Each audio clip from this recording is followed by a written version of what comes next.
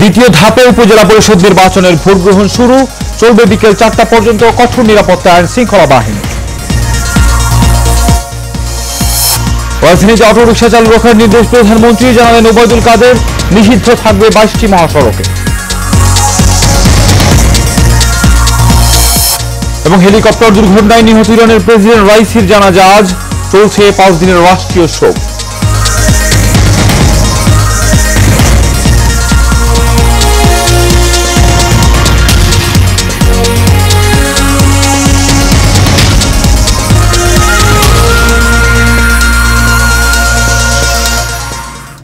স্বাগত এশিয়ান সকালের সংবাদের সঙ্গে আছে আমি কাউসার আহমেদ। এখন শুনছিলেন বিআরবি কেবল ইন্ডাস্ট্রিজ লিমিটেড সংবাদ শিরোনাম। এবার চলে যাচ্ছি বিস্তারিত সংবাদে। শুরুতেই থাকছে উপজেলা পরিষদ নির্বাচনের খবর।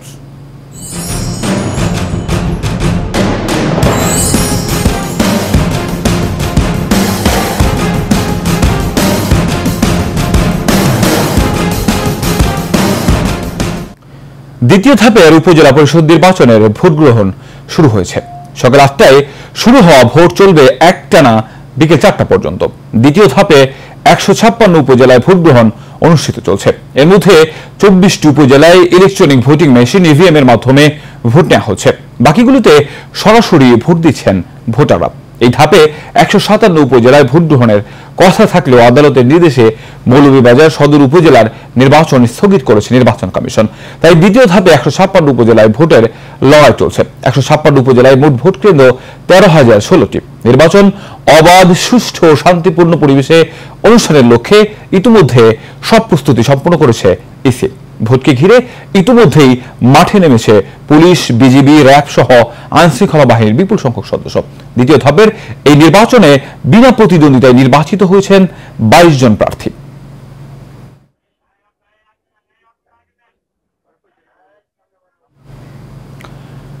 দর্শক, নির্বাচনের আরো খবর জানাতে গাজীপুরের শ্রীপুর থেকে আমাদের সহকর্মী সরাসরি যুক্ত হচ্ছেন আরিফ খান আবির। আরিফ, নির্বাচনের পরিবেশ কেমন দেখছেন?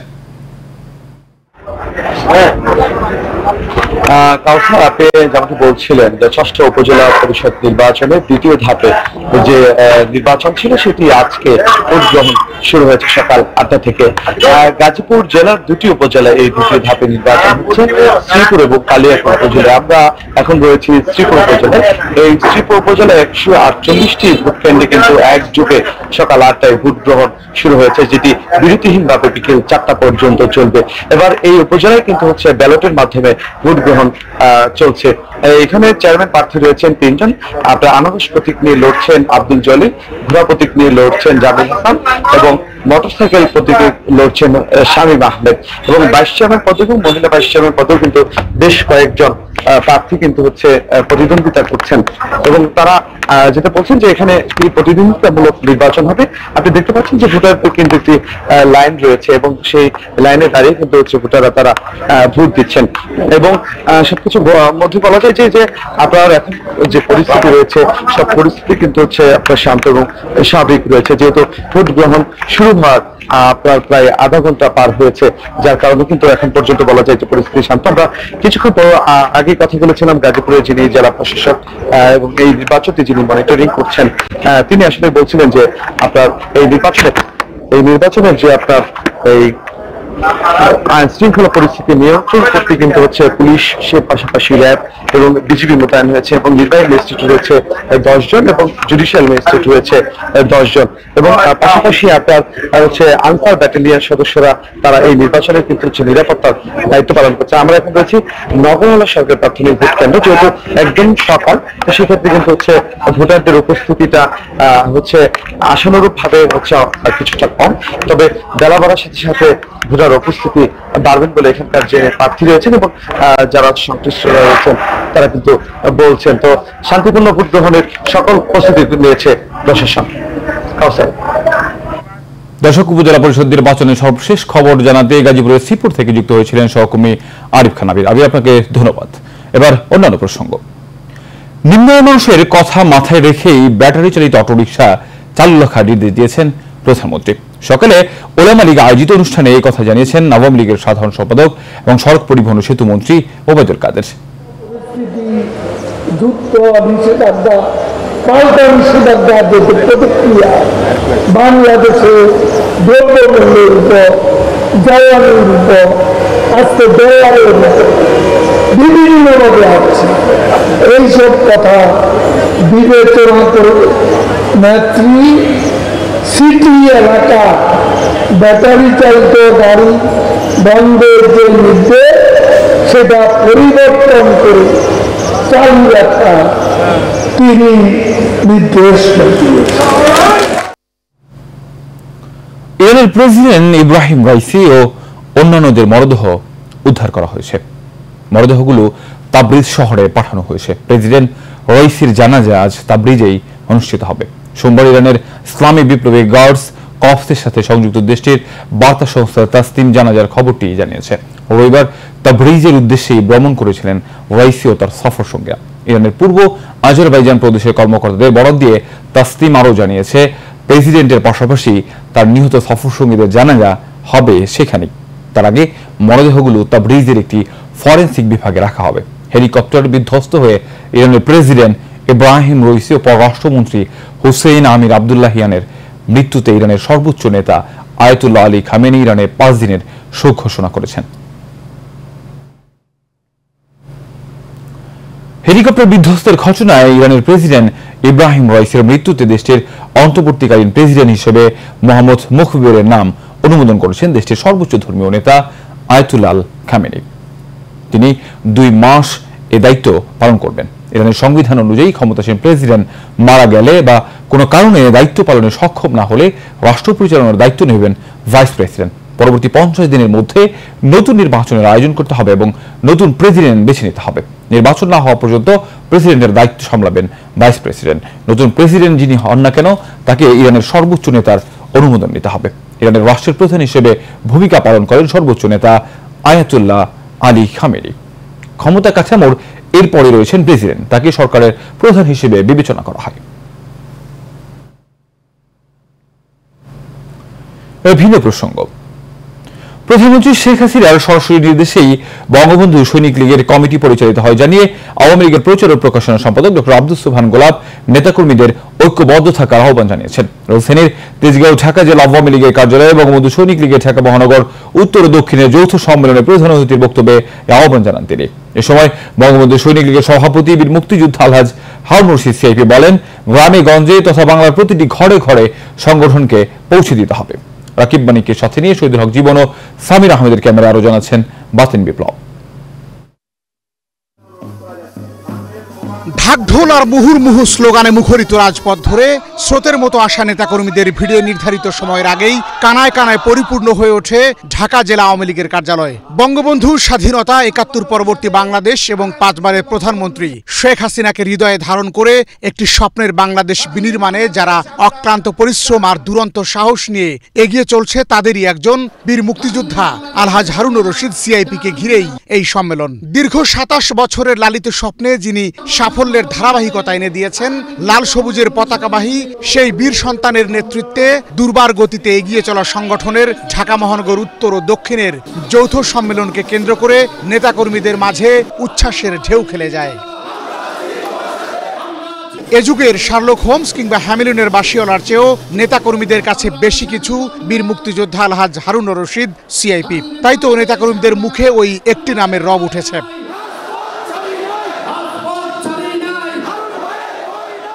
মহানগর নেতৃবৃন্দের পর কেন্দ্রীয় নেতাদের বক্তব্যের শুরুতেই আগমন ঘটে সম্মেলনের প্রধান অতিথি ডক্টর আব্দুস সোবহান গোলাপের। এ সময় ফুলেল শুভেচ্ছায় সিক্ত করার পাশাপাশি উত্তরীয় পরিয়ে বরণ করে নেন বীর মুক্তিযোদ্ধা আলহাজ হারুন রশিদ সিআইপি।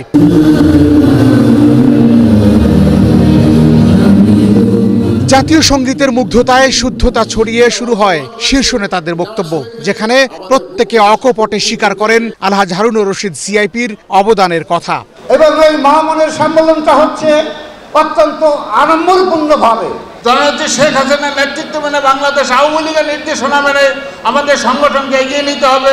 ২৭ বছরের সম্মেলন আজকে এখানে অনুষ্ঠিত হতে যাচ্ছে। বঙ্গবন্ধু জননেত্রী শেখ হাসিনা আমাদের আশা। আল্লাহ রশিদের নিরলস প্রচেষ্টায় বঙ্গবন্ধুর সৈনিক লীগ আলোর মুখ দেখেছে, এটা চিরন্তন সত্য কথা।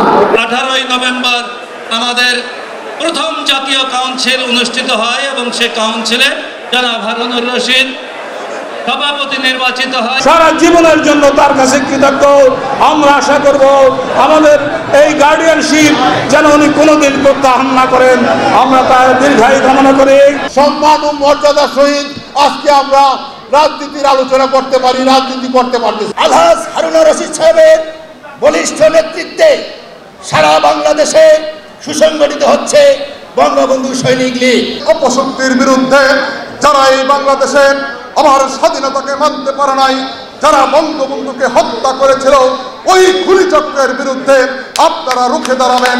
আমরা কাঁধে কাঁধ মিলে এই বিএনপি জামাতের যে ষড়যন্ত্রের বিরুদ্ধে আমরা ঐক্যবদ্ধভাবে থাকবো। নেতাকর্মীদের ভালোবাসায় অভিভূত হলেও দু একজনের বিভক্তির বিষয়টি তুলে ধরে বীর মুক্তিযোদ্ধা আলহাজ হারুনুর রশিদ সিআইপি বলেন, সারা দেশের নেতাকর্মীদের ঐক্যবদ্ধ করতে তিনি সম্মেলনের ব্যবস্থা করেছিলেন।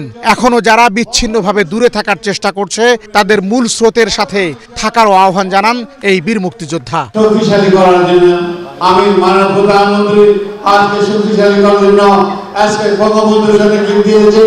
আমাদের এটার প্রধান অবদান গোলাম ভাই, কাদির ভাই, মাননীয় প্রধানমন্ত্রী তাদেরকে শ্রদ্ধা করে এই বঙ্গবন্ধু সৈনিক লীগ যতদিন বেঁচে থাকে এই বঙ্গবন্ধু সৈনিক লীগ যেন আরো এগিয়ে যেতে পারি। তিনি জীবনের বাকি দিনগুলি বঙ্গবন্ধু ও শেখ হাসিনার জন্য উৎসর্গ করেছেন উল্লেখ করে আরো বলেন, যে সংগঠন বঙ্গবন্ধুর নিজের নামের সাথে জড়িয়ে রয়েছে সেই সংগঠনকে আধুনিক এবং স্মার্ট করে গড়ে তুলতে নিরলস কাজ করে যাচ্ছেন তিনি। বেঁচে থাকি এই বঙ্গবন্ধু সৈনিক লীগ আল্লাহ যেন আমাকে আরো উন্নত করতে পারে, আরো বাংলার ঘরে ঘরে গ্রামে গঞ্জে এবং থানা লেভেল থেকে সব জায়গায় যাইতে পারে। আল্লাহর রহমতে আমার দিকে যেভাবে আমার নামের উপরে ইনশাআল্লাহ বঙ্গবন্ধু সৈনিক লীগ যেখানে বলি সেখানে বলে আমি আছি, আমাকে নেন, আমাকে নেন, আমাকে নেন। এই যে একটা জাগরণ করে গেছে আজকে এই সম্মেলনে এত লোক হবে আমি চিন্তা করতে পারি নাই। আশা করি আগামীতে ইনশাআল্লাহ সম্মেলন করব, তখন মানে প্রধানমন্ত্রী থাকবে এবং কাদের ভাই থাকবে, গোলাপ ভাই থাকবে। ইনশাআল্লাহ আমরা ওই রেস কোর্স ময়দানে করব। সংগঠনে প্রতিযোগিতা থাকবে কিন্তু কোনো বিভক্তি নয় উল্লেখ করে প্রধান অতিথির বক্তব্যে ডক্টর আব্দুস সোবহান গোলাপ বলেন, প্রধানমন্ত্রী বঙ্গবন্ধু সৈনিক লীগের সার্বিক বিষয়ে অবগত।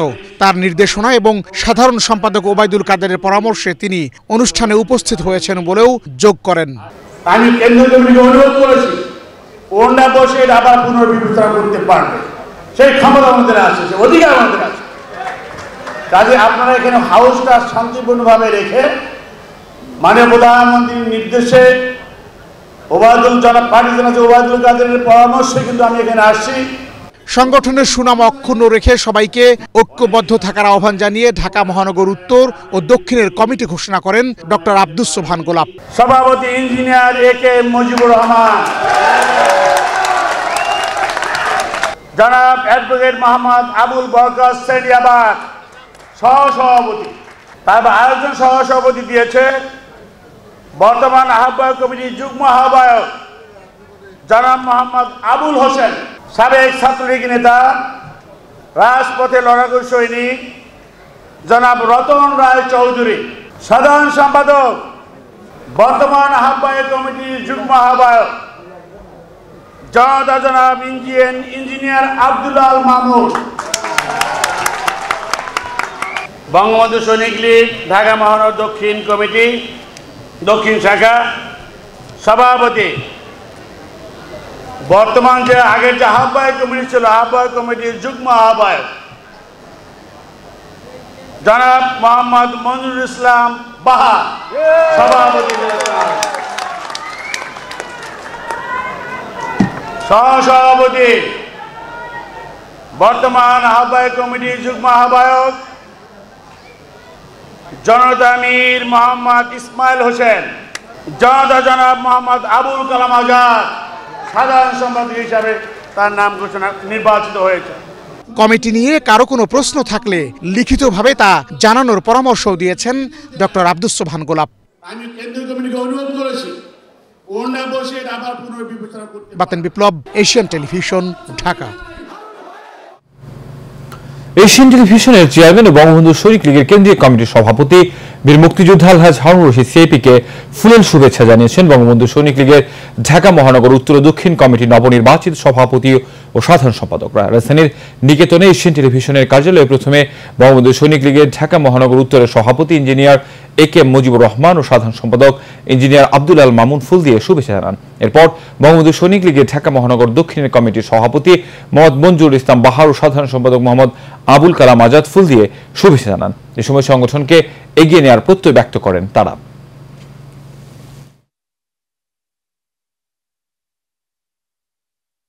থাকছে সারা বাংলা প্রসঙ্গ।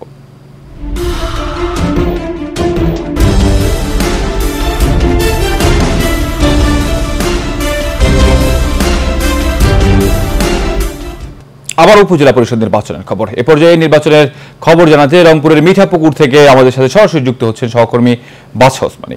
বাদশা, নির্বাচনের পরিবেশ কেমন দেখছেন? কাউসার, নির্বাচন সুষ্ঠু অবাধ নিরপেক্ষ করতে আপনি জানেন যে নির্বাচন কমিশনের পক্ষ থেকে সব প্রস্তুতি তারা নিয়েছে। আজকে আমি এসেছি রংপুরের মিঠাপুকুর উপজেলায়। এই উপজেলায় কিন্তু আমরা খোঁজ নিয়ে দেখেছি এখানে ৭ জন প্রার্থী রয়েছে। এখানে ৩ জন কিন্তু রয়েছে চেয়ারম্যান প্রার্থী, আর বাকি 4 জন রয়েছে কিন্তু মহিলা এবং পুরুষ ভাইস চেয়ারম্যান প্রার্থী। এখানে আমরা খোঁজ নিয়ে জেনেছি যে ১৫৬টি কেন্দ্রে এখানে ভোটার রয়েছে, ৪,৪৬,০০০ ভোটার এখানে রয়েছে, তারা ভোট প্রয়োগ করবেন। আপনি একটু বিষয় বলে রাখি যে বৃষ্টি হচ্ছে সকাল থেকে, এ কারণে কিন্তু ভোটার উপস্থিতি একটু কম। কিন্তু এখানকার যারা এজেন্ট রয়েছেন, যারা প্রার্থীর লোকজন রয়েছেন, তারা বলছেন যে বেলা বাড়ার সঙ্গে সঙ্গে কিন্তু বৃষ্টি কমলেই এখানে ভোটার সংখ্যা আরও বাড়বে। যদিও সকাল থেকে দেখেছি শান্তিপূর্ণভাবে অনেক ভোট কেন্দ্রে ভোট হচ্ছে, এখানে কোনো ধরনের অপ্রীতিকর ঘটনা ঘটবে না এমন প্রতিশ্রুতি দিয়েছে প্রশাসনের লোকজন। সেক্ষেত্রে ওরা এখানে র্যাব রয়েছে, এখানে বিজিবি রয়েছে, এখানে পুলিশের স্ট্রাইকিং ফোর্স রয়েছে, এখানে ম্যাজিস্ট্রেট পক্ষ থেকে ভ্রাম্যমাণ আদালত রয়েছে। সব মিলে কিন্তু একটু নিরপেক্ষ অবাধ নিরপেক্ষ নির্বাচন অনুষ্ঠানের লক্ষ্যে যে নির্বাচন কমিশন প্রতিশ্রুতি দিয়েছে সেটাই কিন্তু বাস্তবায়ন তারা এখন পর্যন্ত আমরা দেখেছি তারা করছেন। তবে এই মিঠাপুকুরে কিন্তু এখানে ঝুঁকিপূর্ণ কেন্দ্র অনেক রয়েছে। এখানকার পুলিশের পক্ষ থেকে আমাদেরকে জানানো হয়েছে যে ২৭টি ঝুঁকিপূর্ণ কেন্দ্রে কিন্তু পর্যাপ্ত নিরাপত্তার ব্যবস্থা তারা এখানে নিয়েছেন। তারা বলেছেন যে আমাদের কোনো ধরনের যেন অপ্রীতিকর ঘটনা না ঘটে, সেক্ষেত্রে কিন্তু এবার আনসার সদস্যদের কিন্তু এখানে সংখ্যায় বাড়ানো হয়েছে। গতবার জাতীয় নির্বাচনে সুশৃঙ্খল পরিবেশে আনসার সদস্যরা ডিউটি করেছিল, সেক্ষেত্রে কিন্তু এবারও এই সুশৃঙ্খল পরিবেশে সকল বাহিনীর সদস্যদের নিয়ে এবার কিন্তু প্রতিটি কেন্দ্রে তারা কিন্তু এখানে পর্যাপ্ত সংখ্যক কিন্তু এখানে বাহিনীর সদস্য তারা মোতায়েন করেছেন। আমরা দেখেছি যারা পুলিং এজেন্ট রয়েছেন, যারা এখানে প্রিজাইডিং রয়েছেন, তারা নির্বিঘ্ন তারা দায়িত্ব পালন করছেন। তারা বলছেন যে যদি এই মুহূর্তে ভোটার সংখ্যা আপনারা কম দেখছি বৃষ্টির কারণে, বেলা বাড়ার সঙ্গে সঙ্গে আরও ভোটার বাড়বে এবং ভোটারের এখানে উপস্থিতি আশাব্যঞ্জক হবে এবং এখানে তারা ভাবছেন যে এখানে হয়তোবা ৬০ থেকে ৭০% ভোটও এখানে কাজ হওয়ার সম্ভাবনা রয়েছে। যেখানকার স্থানীয় প্রার্থীরা রয়েছেন তারা বাড়িতে বাড়িতে যাচ্ছেন, যদিও ধান কাটার কথা বলা হয়েছে, তারপরে আজকে যদি বৃষ্টির কারণে দেরি হচ্ছে। সব মিলে কিন্তু নির্বাচন পরিষদের পক্ষ থেকে এখানে তারা বারবার বলছেন যে একটু নিরপেক্ষ নির্বাচন অনুষ্ঠানের লক্ষ্যে প্রশাসন যেমন তৎপর রয়েছে এবং ভোটাররাও রয়েছেন যারা এখানে ভোট দিতে তাদের পছন্দের প্রার্থীকে তারা ভোট দিতে আসবেন। এখানকার যারা প্রার্থী রয়েছেন তারাও কিন্তু বাড়ি বাড়ি গিয়ে এতদিন তারা বুঝিয়েছেন যে কিন্তু সব মিলে কিন্তু কাউসার আমরা দেখেছি যে এই মিঠাপুকুর উপজেলায় শান্তিপূর্ণ অবাধ নিরপেক্ষ নির্বাচনের কথা যে বারবার আমরা বলি, সেখানে কিন্তু সব মিলে কিন্তু একটু অবাধ সুষ্ঠু নিরপেক্ষ নির্বাচন হচ্ছে। কাউসার, বাদশা, আপনাকে অসংখ্য ধন্যবাদ আমাদের সাথে যুক্ত হওয়ার জন্য। কুমিল্লার নাঙ্গলকোটে প্রকাশ্যে ভেকু দিয়ে কৃষি জমিতে মাটি কাটার প্রতিযোগিতায় নেমেছে অসাধু কিছু ব্যবসায়ী। কৃষি জমি থেকে মাটি নিয়ে যাওয়ার ফলে মাটির উর্বরতা শক্তি দিন দিন কমে যাচ্ছে। প্রশাসনের পক্ষ থেকে কোনো উদ্যোগ না নেওয়ার কারণে মাটি ব্যবসায়ীরা আরও বেপরোয়া হয়ে উঠেছে। ভবিষ্যতে এই সকল জমিতে ভালো ফলাফল হবে বলে আশঙ্কা করছেন কৃষকরা। এ বিষয়ে জানতে নাঙ্গলকোট কর্মকর্তা মেহেদী হাসানের সাথে মুঠোফোনে একাধিকবার কল করেও যোগাযোগ করা সম্ভব হয়নি। তবে এলাকাবাসী বলছে প্রশাসন ভেকু ও ট্রাক মালিকদের জেল জরিমানা করলেও এসব ব্যবসায়ীরা প্রশাসনকে কোনো তোয়াক্কাই করছেন না। বরগুনার নলি চরকগাছিয়া এতিম মঞ্জিল আলিয়া মাদ্রাসায় অনিয়মের অভিযোগে 5টি পদে নিয়োগ পরীক্ষায় স্থগিত রেখেছে জেলা প্রশাসন। এরপরও মোটা অঙ্কের টাকা হাতিয়ে স্থগিত 5টি পদে আবারও নিয়োগ দেওয়ার পায়তারা চালাচ্ছে মাদ্রাসার অধ্যক্ষের নেতৃত্বে একটি প্রতারক চক্র। চক্রটির সদস্যরা অবৈধ উপায়ে মাদ্রাসার ম্যানেজিং কমিটির সদস্য হাতিয়ে নিয়ে এই ভুয়া নিয়োগ প্রক্রিয়া চালিয়ে যাচ্ছে। প্রার্থীদের কাছ থেকে হাতিয়ে নিচ্ছে লাখ লাখ টাকা। বরগুনা থেকে মোহাম্মদ জহিরুল ইসলামের পাঠানো তথ্য ও ছবিতে বিস্তারিত জানাচ্ছেন রাশেদ আকন। চলতি বছরের 1 মে বরগুনার নীল চরকগাছিয়া এতিম মঞ্জিল আলিয়া মাদ্রাসায় 5টি পদে নিয়োগ পরীক্ষা হওয়ার কথা থাকলেও নানা অনিয়মের প্রমাণ মেলায় নিয়োগ পরীক্ষা বন্ধ করে দেয় জেলা প্রশাসন। অভিযোগ রয়েছে প্রার্থীদের কাছ থেকে পরীক্ষার আগেই কয়েক লাখ টাকা হাতিয়ে নিয়েছে প্রতিষ্ঠানটির অধ্যক্ষ সহ ম্যানেজিং কমিটির কয়েকজন সদস্য। প্রতিষ্ঠানটির অধিকাংশ ম্যানেজিং কমিটির সদস্যদের বৈধতা নিয়ে রয়েছে নানা অভিযোগ। স্থানীয়রা বলছেন জমি ও অর্থ কিছু না দিয়েই কেউ বনে গেছেন দাতা সদস্য, কোনো সন্তান শিক্ষার্থী না হয়েও হয়েছেন ম্যানেজিং কমিটির অভিভাবক সদস্য। আমার অনেক সময় মনে চায় যে মাদ্রাসা থেকে ছেলে নিয়ে অন্য জায়গায় ভর্তি করাই। নিয়োগের ব্যাপারে অনেক চলতেছে, মানে দুর্নীতি চলতেছে। এই অভিযোগের উপর ভিত্তি করিয়া নিয়োগ বোর্ডের সভাপতি মোহাম্মদ আব্দুল মজিদ মোল্লা, যে এই মাদ্রাসার মানে অভিভাবক সদস্য, ঠিকই তাকে নেওয়া হয়েছে, কিন্তু তার কোনো ছেলে সন্তান এই মাদ্রাসায় লেখাপড়া করে না। এই মাদ্রাসাটা যেন সুস্থভাবে চলে এবং সুন্দর পরিবেশে এবং সত্য পরিবেশে যেন এটা নিয়োগ হয়। তবে অভিযোগ অস্বীকার করে অভিযুক্তরা বলছেন তাদের বিরুদ্ধে শত্রুতা করে এসব ছড়াচ্ছে একটি মহল। এখানে 7টা পদ খালি রয়েছে, তার মধ্যে 5টি পদের জন্য নিয়োগ বিজ্ঞপ্তি দেওয়া হয়েছে। আমি চাই যে সুষ্ঠু সুন্দরভাবে স্বচ্ছ পরীক্ষার মাধ্যমে এবং যোগ্য ব্যক্তি এই মাদ্রাসায় নিয়োগ হয়ে আসুক। এ বিষয়ে লিখিতভাবে অভিযোগ করা হয়েছে জেলা প্রশাসকের কাছে। তিনি জানালেন তদন্ত করে নেওয়া হবে প্রয়োজনীয় ব্যবস্থা। এই ধরনের যদি ঘটনা ঘটে থাকে অবশ্যই এটা আমরা তদন্ত করে আইনানুগ ব্যবস্থা গ্রহণ করব। আর কমিটি গঠন যদি ত্রুটিপূর্ণ হয়ে থাকে সেই বিষয়ে আমরা তদন্ত করে আইনানুগ ব্যবস্থা গ্রহণ করব। জেলা প্রশাসনের তদন্তে অপরাধীরা চিহ্নিত হবে এবং তাদের বিরুদ্ধে শাস্তিমূলক ব্যবস্থা নেওয়া হবে, এমনটাই প্রত্যাশা স্থানীয়দের। Rashed Akon, Asian television. পটুয়াখালীর কলাপাড়ায় বজ্রপাতে জাকির ফকির নামে এক ইমারত শ্রমিকের মৃত্যু হয়েছে। সোমবার বিকেলে উপজেলার নীলগঞ্জ ইউপির খলিলপুর গ্রামে এই শ্রমিকের মৃত্যু হয়। স্থানীয় ইউপি সদস্য জহির জানান, খলিলপুর গ্রামে গুড়ি বৃষ্টির মধ্যে রাজাউলের বাড়িতে কাজ করছিলেন জাকির। এ সময় হঠাৎ বজ্রপাত ঘটলে তিনি আহত হন। পরে তাকে উদ্ধার করে কলাপাড়া হাসপাতালে নিয়ে গেলে দায়িত্বরত চিকিৎসক জাকিরকে মৃত ঘোষণা করেন।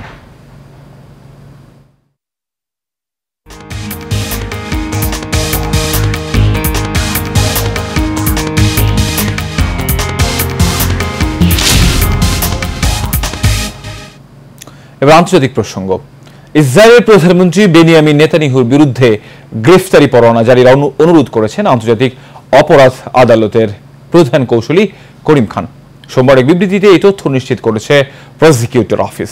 গাজায় যুদ্ধাপরাধ ও মানবতা বিরোধী অপরাধে ইসরায়েলের প্রতিরক্ষা মন্ত্রী ইয়োয়াভ গ্যালান্টের বিরুদ্ধে গ্রেফতারি পরোয়ানার আবেদন করা হয়েছে। একই সঙ্গে হামাস প্রধান ইসমাইল হানিয়া সহ 3 জনের বিরুদ্ধে পরোয়ানা জারির আহ্বান জানায় প্রধান কৌঁসুলি করিম খান। বলেন, গত 7 মাস ধরে গাজা উপত্যকার বাসিন্দারা যে ভয়াবহ পরিস্থিতির মধ্য দিয়ে যাচ্ছেন তার জন্য নেতানিয়াহু, হানিয়া সহ এই 5 জন মূলত দায়ী।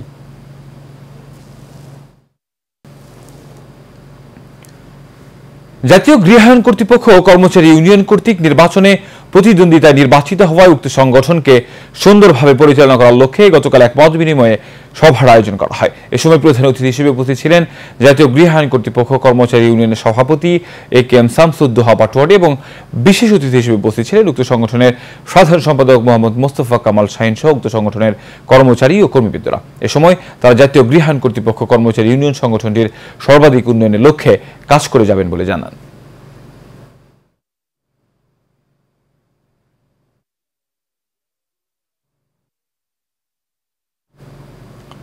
ডিপ্লোমা ইঞ্জিনিয়ারিং শিক্ষাকে বিএসসি পাস সমমান ও মর্যাদা প্রদান এবং 3 দফা দাবিতে প্রতিবাদ সভা ও মাননীয় শিক্ষামন্ত্রী সমীপে স্মরণলিপি প্রদান।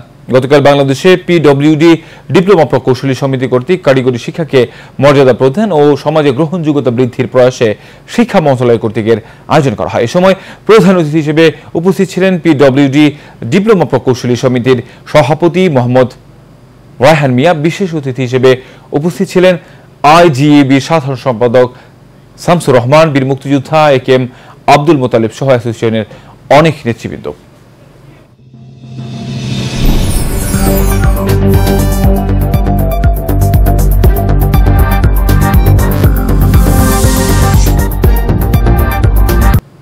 এবার এইচএম স্টিল চট্টগ্রাম সংবাদ। জ্ঞান ও প্রযুক্তির সমন্বয়ে দেশের তরুণদের স্মার্ট বাংলাদেশের যোগ্য নাগরিক হিসেবে গড়ে তুলতে হবে। এর লক্ষ্যে মানুষকে উৎসাহিত করতে গণমাধ্যমকে আরো গুরুত্বপূর্ণ ভূমিকা পালন করতে হবে। বিটিভি চট্টগ্রাম কেন্দ্রের সভাকক্ষে স্মার্ট বাংলাদেশ ও গণমাধ্যম বিষয়ক সেমিনারে এই কথা বলেন তথ্য ও সম্প্রচার মন্ত্রণালয়ের সিনিয়র সচিব মোহাম্মদ হুমায়ুন কবির খন্দকার।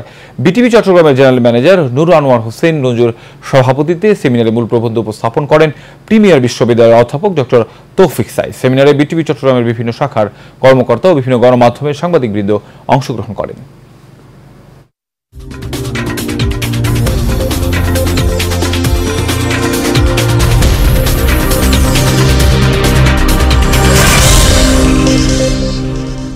এবারে খেলার খবর।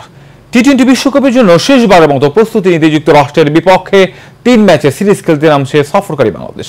টেক্সাসের হিউস্টনের প্রেরি ভিউ ক্রিকেট কমপ্লেক্সে সিরিজের প্রথম টি-20 শুরু হবে আজ বাংলাদেশ সময় রাত 9টায়। দ্বিতীয় ও তৃতীয় ম্যাচ অনুষ্ঠিত হবে যথাক্রমে 23 ও 25 মে। একই ভেন্যুতে অনুষ্ঠিত হবে সিরিজের সব ম্যাচ।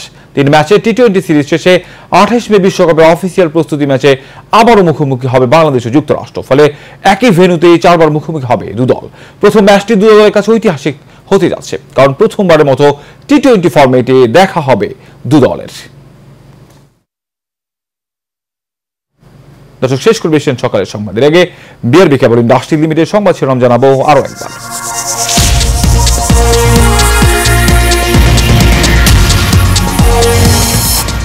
দ্বিতীয় ধাপে উপজেলা পরিষদ নির্বাচনের ভোট গ্রহণ শুরু, চলবে বিকেল 4টা পর্যন্ত। কঠোর নিরাপত্তা আইন শৃঙ্খলা বাহিনী। রাজধানীতে অটোরিকশা চালু রাখার নির্দেশ প্রধানমন্ত্রী জানালেন ওবায়দুল কাদের। নিষিদ্ধ থাকবে 22টি মহাসড়কে। এবং হেলিকপ্টার দুর্ঘটনায় নিহত ইরানের প্রেসিডেন্ট রইসির জানাজা আজ, চলছে 5 দিনের শোক।